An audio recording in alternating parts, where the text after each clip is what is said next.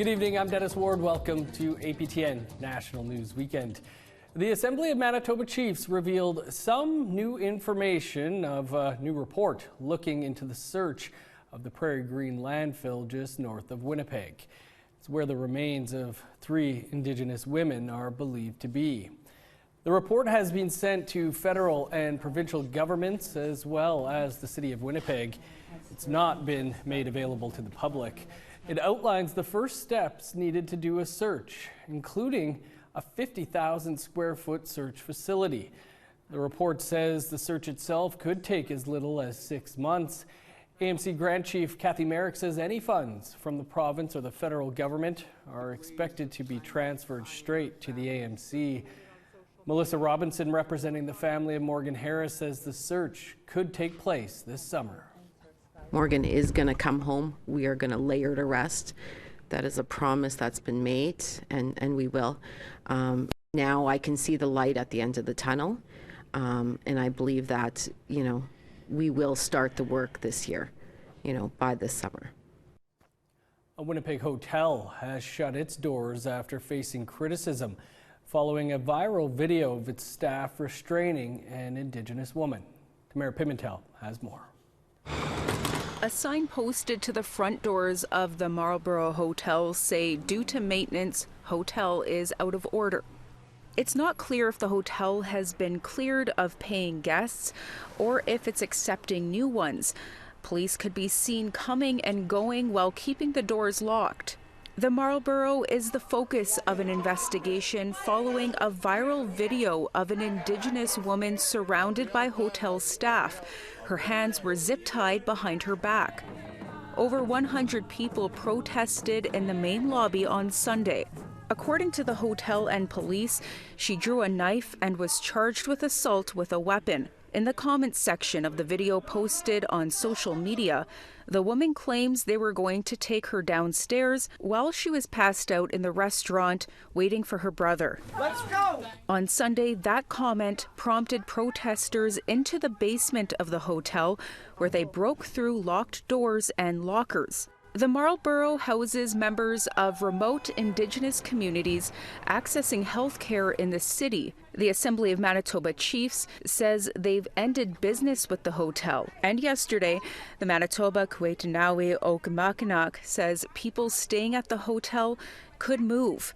A statement reads, "The First Nations Inuit Health Branch has approved your move from the Marlborough Hotel, effective immediately."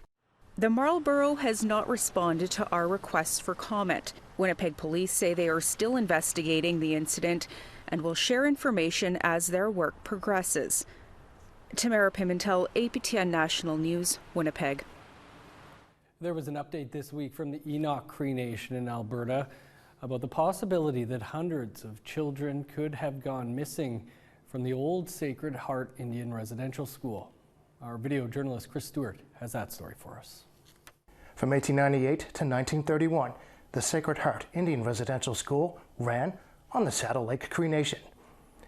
The Ochimawin Abisu Society was formed to recover what they say could be 335 unmarked graves of children who went missing during that time.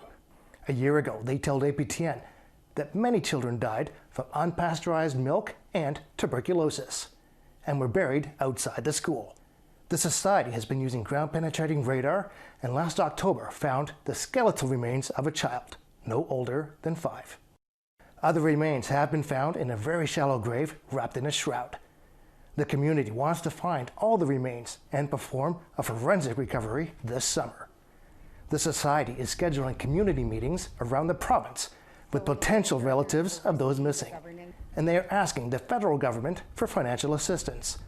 Linda Redcrow says the Society has denounced the RCMP and the Chief Medical Examiner of Alberta for refusing to help with the recovery. And the RCMP told us we don't collect old bones from cemeteries. So that's the kind of negligence and institutional racism that the RCMP continue to show towards these children. The Office of the Medical Examiner refused to meet with us. We tried to meet with him for a year to discuss a path forward to get his support, and he absolutely refused to provide it or meet with us. Red Cross says recovering the bodies has to happen because erosion will soon leave the graves exposed to the elements and wild animals. Chris Stewart, APTN National News, Edmonton. The Bigstone Creation in northern Alberta has called a state of emergency. Chief Andy Alec says the community needs extra funding to help with an increase in mental health and addiction issues. He's asking for all levels of government for money to implement his nation's plans for dealing with these issues, which have become more common across the country.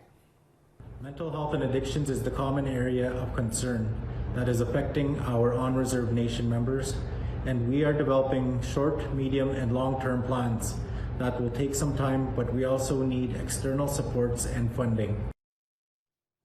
The Dene and Métis community of Fort Smith, Northwest Territories, is in shock after a fatal plane crash took place in the morning of January 23rd. Our reporter Charlotte Jacobs brings you more. 4 passengers and 2 crew members on board a flight bound for Divik Diamond Mine have died. That's according to the Northwest Territories Chief Coroner. In a news release today, Chief Coroner Garth Eggenberger says there was one sole survivor of the crash who was taken to Fort Smith Health Centre and medevac to Stanton Territorial Hospital in Yellowknife. The statement says all family members of all passengers have been contacted by the RCMP. No names were released. The plane was carrying Divik Diamond Mine employees when it lost contact shortly after takeoff from the Fort Smith Airport runway. The Air Force, RCMP, and Canadian Rangers found the wreckage. The coroner's team was dispatched yesterday afternoon, where they began investigating the Northwestern Air Lease crash with RCMP and the Transportation Safety Board of Canada. Meanwhile, the tight-knit community of 2,200 is grieving. The town of Fort Smith is hosting a gathering at the Recreation Centre today to support everyone affected by the crash. This news release from the town's mayor and council says, "We are all friends, neighbors, co-workers. We understand that you may not wish to be alone right now, that you may want to talk about it with others that are experiencing the same feelings of grief and trauma." Messages of condolences have been pouring in from across the territory, and additional counseling supports have been sent to the community. Charlotte Jacobs, APTN National News, Yellowknife. To Northern Ontario, where police believe arson was behind an early morning fire on Thursday that destroyed the local school in a First Nation. The fire broke out around 7:30 at the Abamatong First Nation school, according to the Anishinaabe Police Service. 2 minors, one 17 and the other 14 years old, have been taken into police custody. About 300 students attend the kindergarten to grade 9 school. Local NDP MPP Saul Mamakwa has been advocating for years for better community fire services on Northern First Nations like Yavamatong. He says with insufficient local fire suppression capacity, community members can only watch as fire consumes key infrastructure. I think fire safety, fire suppression, and fire training, and then not only that, they get to ensure that they have the proper infrastructure to be able to deal with a building like that. It's not there, and I think for a whole school to burn down to the ground, it's that is a very difficult loss. Millions of dollars have been announced for skills training for Indigenous peoples in Quebec. That story and more after the break.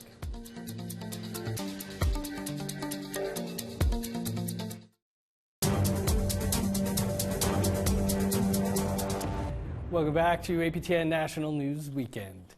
The federal government is investing $25 million to support skills training for Indigenous peoples in Quebec. The money will fund the First Nations Human Resources Development Commission of Quebec for their project, Global Strategy for Indigenous Employability. Maricel Amador has the story. Whether it's smashing rocks, digging in the dirt, or moving heavy objects. Alexia Petitquet-Chilton is loving every minute of her job as a heavy machine operator. Mon père, il est opérateur depuis des années et j'ai toujours eu cette petite bulle-là de côté à quelque part dans ma tête. And with financial help of the First Nations Human Resource Development Commission of Quebec, she was able to successfully complete a training program and promptly secured a job in her trade. Grâce à la subvention salariale de la mesure C1 employabilité, ça fait 1 an que je travaille en tant qu'opératrice de machinerie lourde et je souhaite continuer. And now, Canada is hoping for more success stories like Chilton's. When First Nations, Inuit, and Métis people thrive, it's not just your communities that benefit, but the entire country. During a press conference in the Mohawk territory of Kahnawake, the federal government announced $25 million over 5 years in funding to the Commission to increase the number of Indigenous people in employment or vocational training in both communities and urban areas. In fact, we are already seeing some positive changes. Richard Jalbert, the executive director of the Commission, called these programs life-changing. With the funding, we can pursue many of our regular activities, but more than that, it gives us the means to implement changes, innovate, and advance our mission of training and developing Indigenous employability. The Commission is part of the Assembly of First Nations of Quebec, Labrador, and services 27 communities and 4 urban centers, including Montreal. Mohawk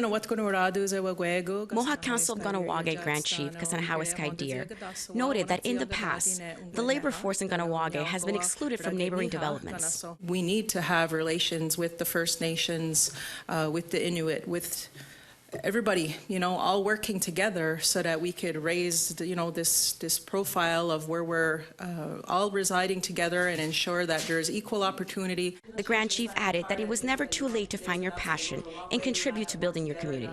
Oui, ça a vraiment changé ma vie parce que ça m'a permis de vivre mon rêve et d'être épanouie dans la vie. Chilton is currently working as a snow removal operator in the city of Trois-Rivières. Maricela Amador, APTN National News, Kahnawake. Among the thousands of photos of Indigenous people stored at Library and Archives Canada, few have a name. For the last 2 decades, an initiative at the federal institution has been attempting to put names to those faces. It's called Project Naming, and our reporter Sarah Connors takes us inside that initiative. That's my family. And what a striking image of her. When Deborah Kikulik Webster's mother spotted this unnamed photo of an Inuit woman fishing in a newspaper, she knew immediately who it was. So she said, "That's my mother." And she called me and she said, "Debbie, can you please call Library and Archives Canada and let them know?" Taken in 1952 between Baker Lake and Chesterfield Inlet, Nunavut, it shows Kikulik Webster's grandmother, Rhoda Cuxow, along with her 2 aunts. And my mom was very excited. She said, "Look at this." She just loves ice fishing. Was very happy to see this image. The photo is one of millions housed at Library and Archives Canada. While Kikulik Webster's mother was able to identify her family members, most of the Indigenous people in these photos remain unknown. You'll see in the photographs in this album, none of the people, and they're beautiful pictures, but none of them were identified. Beth Greenhorn works for the department's online content division. Very few people who are Indigenous were ever identified or named. So through digitization, we're able to share and disseminate these photographs to a wide audience. Canada is a huge, huge country. For the last 2 decades, Library and Archives Canada has been appealing to the public to help it name the Indigenous people in these photographs. It's called Project Naming. Being able to provide someone's sense of identity I think it's just a very important thing to do. It's being respectful, and it's part of the work that we're doing towards reconciliation. Project Naming started in 2002 as a collaboration between Library and Archives, the Nunavut government, and the Nunavut Siviniksivik training program for Inuit youth. Initially focused on bringing photographs back to remote Inuit hamlets, it's since expanded to include photographs of First Nations and Métis communities. Anyone can browse the digital collection and contribute information through an online form. Around 2,500 people have been identified so far. Through project naming, what we're trying to do is to correct these past wrongs by adding a name to a face and restoring a sense of dignity to that person. I love finding out about like our early special constables from over 100 years ago to more recent ones. Kigulik Webster often encounters missing names in her work. A researcher who works with library and archives to help identify Inuit special constables, she says it isn't uncommon for photos to be missing identification. Take this photo of a named RCMP officer and 2 unidentified special constables. This member, the regular member, is named and the others aren't. So, you know, by sharing these images, people can say, oh, yes, I recognize that man and this is his name. Others, like this special constable identified as By and By, were given English nicknames. There's not much known about him. And I happened to find out through looking in my research, I found out his Inuktitut name because I thought, you know, By and By is such an odd name. So he was named by the whalers when they were in, like at Cape Fullerton in that area, or Katiktalik in Inuktitut. So his Inuktitut name is Siatsiak. So, you know, I love finding out names and it's kind of a little mystery and then correcting them. These photographs are also a stark reminder of Canada's colonial attitude towards Indigenous people. Most photographs come from federal agencies and private collections. Captions often describe those photographed as Native, half-breed, Eskimo, or Squaw. If given a name at all, they're often misspelled, anglicized, or simply inaccurate. Indigenous people were not identified, partly because there was a language barrier. The photographs that were taken by Southerners, I think at the time there was a prevailing attitude that Indigenous peoples would become assimilated into a dominant culture, and it wasn't really important to keep their names. We're decolonizing the collection. For Kigulik Webster, naming the people in these photographs is an act of reconciliation. We're saying, here we are and our names are important to be included in the records for future generations to learn about. Since turning to Facebook in 2015, the project now has an even wider reach. In December, it launched Finding Kin. It partnered with the Anishinaabe Nation by posting photos of different Treaty 9 communities that were part of its signing ceremonies in the early 20th century. Greenhorn says the initiative will be posting photos of Mi'kmaq communities in the near future. This was an incredible example of the power of social media, that the number of followers and engagements, I think, increased by like 800%. It's something like a crazy, crazy number, but it was an amazing way to reach a whole lot of people. These images here are from the Rosemary Gilead Eaton phone. For the thousands of people that have been identified in these photographs, most are still unknown. Greenhorn says many Indigenous communities are unaware of the project, and there's still outreach and engagement work to do. She's hopeful all of the people in these photographs will one day be identified. I believe that it's important that everybody is identified and has a name. Slowly we'll be able to add names to images, to photos. As for Kigulik Webster, she wants the world to know the names of Canada's original people. This is part of our story, so that's why it's important to be told. Sarah Connors, APTN National News. A Cree Métis woman and her family have won a big prize. More on that coming up after the break.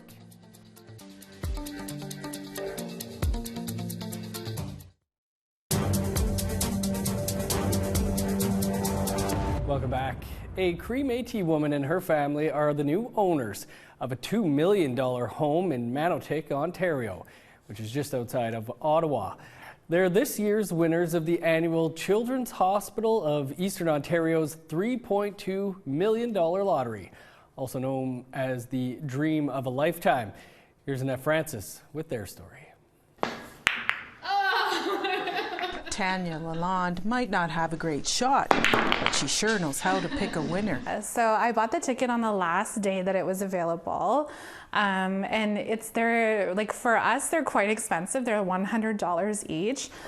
So I didn't tell my husband because he would, I think, not be very happy for me spending $100 on a ticket. And yeah, that just happened to be the winning one. So that was pretty cool. Not bad for $100. This 4-bedroom, 5-bath, 4,383 square foot, $2 million home is theirs. As you can see, everything's included. All the beds, all the furnishings was all part of the home.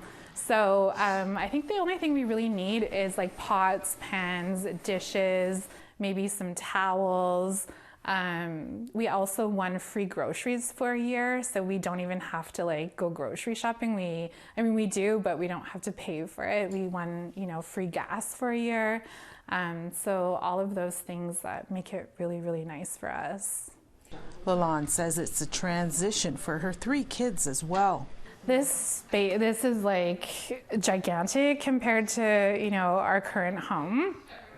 We had actually just moved in October to a new home. We had to upgrade because we had been living in a smaller home before that.